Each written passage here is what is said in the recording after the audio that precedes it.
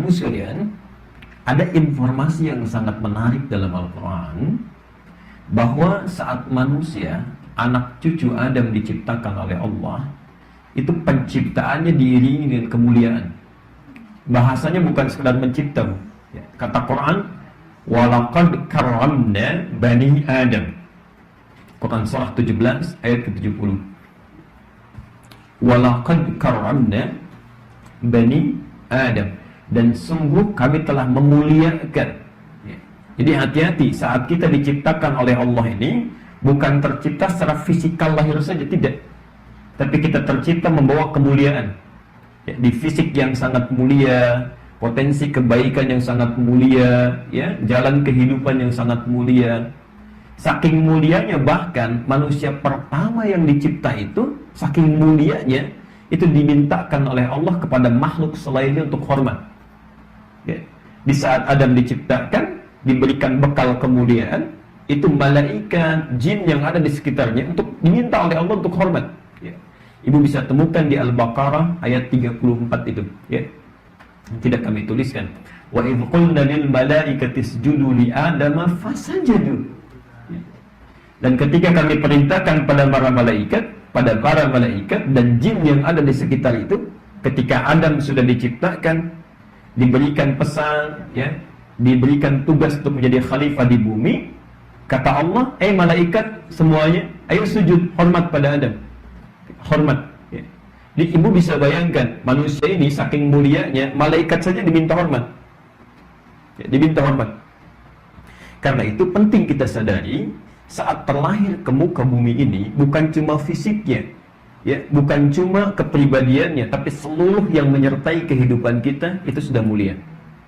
Maaf, yang memuliakan siapa? Allah. Perhatikan pelan-pelan. Allah sudah memuliakan. Perhatikan bedanya dengan makhluk ya. Kalau ada orang yang menganggap kita mulia di Tirtayasa ini, di Tirtayasa, mohon maaf, yang orang Tirtayasa menganggap mulia, tapi belum tentu orang Blok M menganggap mulia. Begitu keluar dari sini, mereka mengatakan tidak, dia orang biasa. Sejakarta menganggap mulia, orang Bandung belum tentu. Kata orang Bandung, saya nggak kenal dia. Bisa jadi demikian ya, terjadi seperti itu. Tapi kalau Allah yang memuliakan orang ini, dimanapun, kapanpun, dalam keadaan apapun, maka penduduk langit dan bumi akan mengatakan dia mulia. Dia mulia. Karena itu aturannya, seseorang yang sudah dimuliakan oleh Allah, jangan merendahkan kemuliaannya. Yang menarik kadang-kadang begini, Allah sudah angkat, manusianya merendahkan. Allah sudah tinggikan, manusianya menurunkan. Nanti kita ambil contohnya banyak sekali. Saking sayangnya Allah ingin tinggikan dia dalam pandangan para makhluk. Ketika dipanggil lewat sholat, Allahu Akbar, diangkat derajatnya, diberikan informasi. Karena dengan sholat, makhluk lain mengagumi. Begitu Allah ingin angkat, manusianya nggak mau. Masya Allah, dipanggil misalnya adzan zuhur jam 12 lewat 3, kan? Allah ingin angkat. Begitu mau dimuliakan, karena semua menyaksikan. Ibu jangan kira saat kita ibadah, termasuk saat ini, jangan dikira semua diam. Nanti satu saat setelah semua berakhir, itu ternyata mulut kita dikunci. Al-yauma nakhtimu ala afwahihim. Kami kunci seluruh mulut lisan manusia. Yang berbicara apa? Ada yang paling ajaib. Ada yang paling ajaib. Ternyata yang berbicara diantaranya adalah benda-benda yang pernah kita pijak dan menyertai kita dalam kehidupan kita. Ada ayatnya Quran. Yuk kita hafal ayatnya. Idza zulzilatil ardu. Sekarang lihat ya. Kalau ayatnya berhenti di sini, idza zulzilatil ardu, sampai sini saja itu gempa biasa yang meruntuhkan bangunan tinggi runtuh ke bawah. Tapi kalau ditambah lagi kalimatnya, diulang 2 kali, zilzalaha, sudah zulzil pakai zilzal, itu artinya, maaf, yang di bawah naik ke atas. Jadi ini ada gunung. Kalau kalimatnya cuma sekali, idza zulzilatil ardu, ini gunung, bangunan-bangunan ya, bangunan tinggi macam-macam, gedung-gedung itu runtuh ke bawah gini. Tapi kalau ditambah zilzalaha, ini gunungnya, bangunannya, gedungnya tercabut dari bawah ke atas, terbang. Ya. Karena itu kalau gempa biasa, orang mungkin sudah merasakan ya sesuatu yang gempa ya, dialami seperti biasa. Orang cuma keluar paling gempa, setelah reda masuk lagi, deh. Tapi ketika itu terjadi, wa akhrajatil ardu afqalaha, semua yang di bawah keluar ke atas, keluar ke atas. Wa qala al-insanu ma laha, mulailah orang berkata, ini apa yang terjadi? Kenapa begini? Lihat ayat keempatnya, yauma idzin tuhadditsu akhbarha. Pada saat itulah semua yang dipijak ya, menyertai kehidupan manusia, dia akan bicara pada Allah. Maka karpet ini akan bicara, ya Allah, saya menjadi saksi saat si fulan di hari A jam sekian, menit kesekian, detik sekian, dia melakukan aktivitas dunianya. Ternyata si fulanah datang ke rumah ini, di tempat ini, memijak saya untuk mendekat kepadamu dan mendalami sebagian dari tuntunan agamamu. Allah. Ya Allah, saya saksikan si fulan saat seseorang sedang tertidur, sebagian lelap dalam tidurnya, dia datang ke rumah ini, menyiapkan karpetnya dari jam 3, disediakan, dirapikan, selesaikan. Masya Allah, dia bersaksi ya. Maka ketika ibu mengerjakan kebaikan, dia bicara. Termasuk saat seseorang berbuat maksiat, maka segala benda itu akan bicara. Di ruangan, sendirian, mengunci pintu, diduga tidak ada yang lihat, ternyata ballpoint akan bicara. Ya Allah, saya bersaksi digenggam oleh tangan si fulan, menggunakan saya menandatangan proyek yang tidak jelas itu. Kau bertakwalah kepada Allah. Kalau Allah sudah muliakan, jangan turunkan. Ada orang dipanggil oleh Allah, maaf ya, jalannya, masjidnya, karpetnya, kendaraannya, semua akan jadi saksi. Allah sudah muliakan, karena banyak saksi yang akan menyertai, dia turunkan. Dipanggil jam 12:03, nggak ingat-ingat sampai jam 3:12 baru sadar. Dan belum terfikir sholat. Nah, karena itu, dalam rangka memuliakan apa yang telah Allah muliakan kepada kita ini, kita akan belajar sesuatu yang sangat penting, yang seperti sederhana, tapi seringkali terlupakan dalam kehidupan. Ada 3 unsur. Ada 3 unsur dalam diri manusia. Ada 3 unsur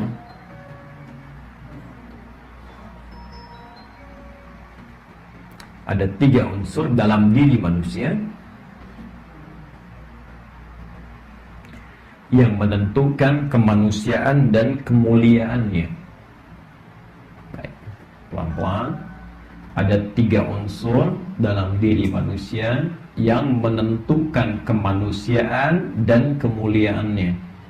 Jadi saya, ibu, kita disebut manusia kalau punya 3 unsur ini.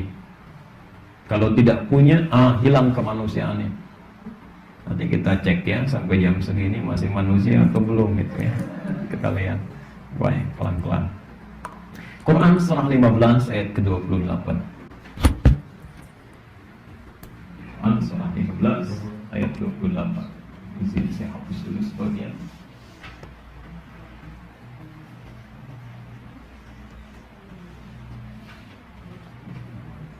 Dan mari kita lihat, seseorang disebut manusia dan dipandang mulia.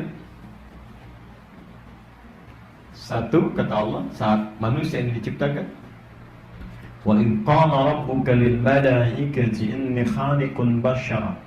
Saat Allah berfirman pada malaikat, ya, perhatikan, saya akan mencipta satu makhluk baru, disebut bashar, manusia. Terulang 35 kali dalam Al-Quran ya. Nanti manusia disebut 5 nama Bu ya, di Quran ya. Lain waktu kita bahas, atau ibu bisa lihat nanti di YouTube, kita bahas itu ya, dalam salah satu kajian hakikat manusia dalam Quran. Saat menciptakan manusia disebut dengan bashar, kata Allah, pertama kali yang disempurnakan fisiknya, min salsalin min hama'in masnun fa idza sawaituhu, maka fisiknya saat saya sempurnakan. Hati-hati. Jadi seseorang disebut manusia yang pertama bila ada keadaan fisiknya.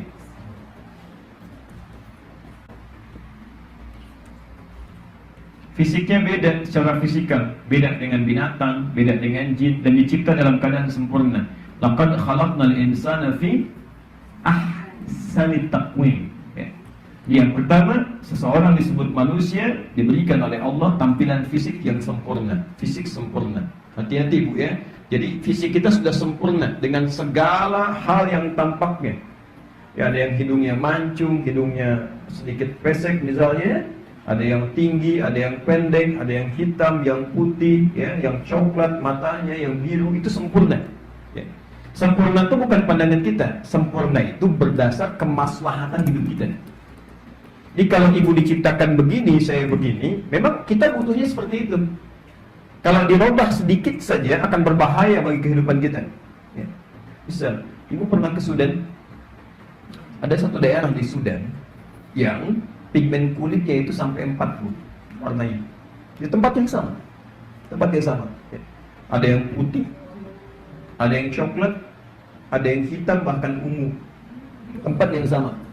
Ya, ini cukup menarik ya. Ada yang sampai ungu, ya, sampai ungu.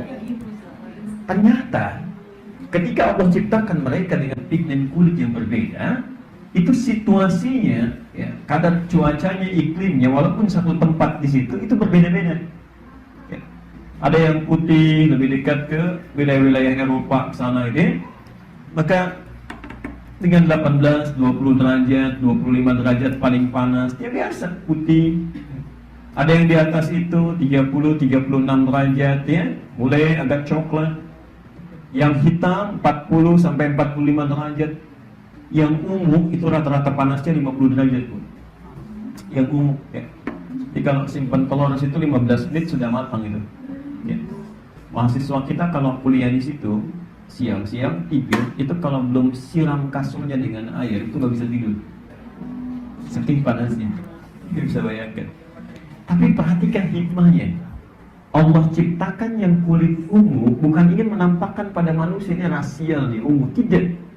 Tapi memang kebutuhannya saat tinggal di situ mengharuskan kulitnya seperti itu. Dia sudah nggak mikir lagi, begitu keluar sudah tahan, biasa saja Bu. Bekerja, ada yang mengerjakan bangunan macam-macam, dan sudah nggak akan mikir hitam lagi, memang sudah ungu. Dan kuat keadaannya kuat. Ya. Beda, ya, kulit putih masuk ke wilayah yang coklat saja sudah tidak tahan. Ya.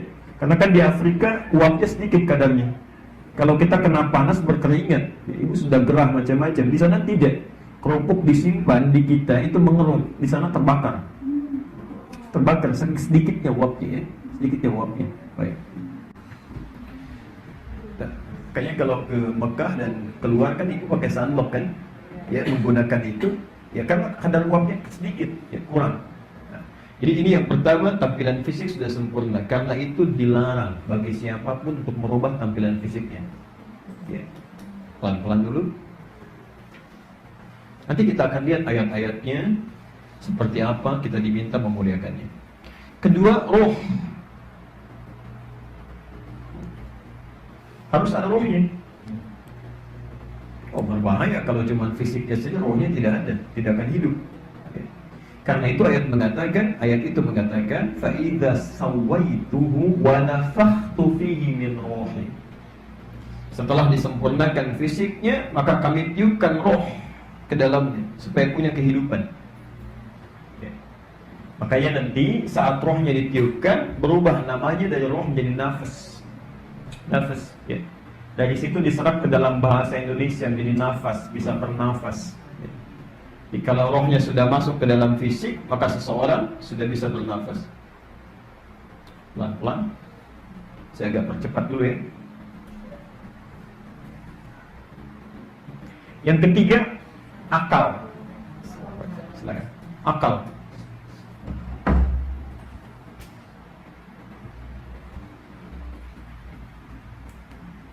Yang ketiga, akal.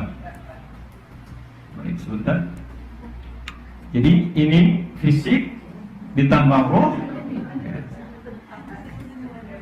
Ya apa? Diluaskan aja, diperluas. Nanti kalau di sini penuh, saya keluar juga nggak apa-apa ya. Cukup ya. Lihat sini. Jadi fisik dengan roh untuk membedakan yang hidup dengan yang tidak hidup. Ya. Begitu rohnya masuk, dia hidup. Sekarang ditambah dengan akal, ini yang membedakan manusia dengan hewan. Ya, manusia berakal, hewan tidak. Ya, manusia berakal, hewan tidak. Bukan otak gue ya, karena hewan pun punya otak. Sapi punya otak, ya. Kerbau punya otak, udang punya otak, dan manusia nggak mau dipanggil otak udang, ya kan? Baik, walaupun punya otak juga, tapi karena hewan tidak punya akal. Baik, jelas ya? Nah, saya sekarang agak cepat dan di sini inti bahasan kita. 3 hal inilah yang menjadikan kita dipandang sebagai manusia dan dimuliakan oleh Allah Subhanahu wa taala.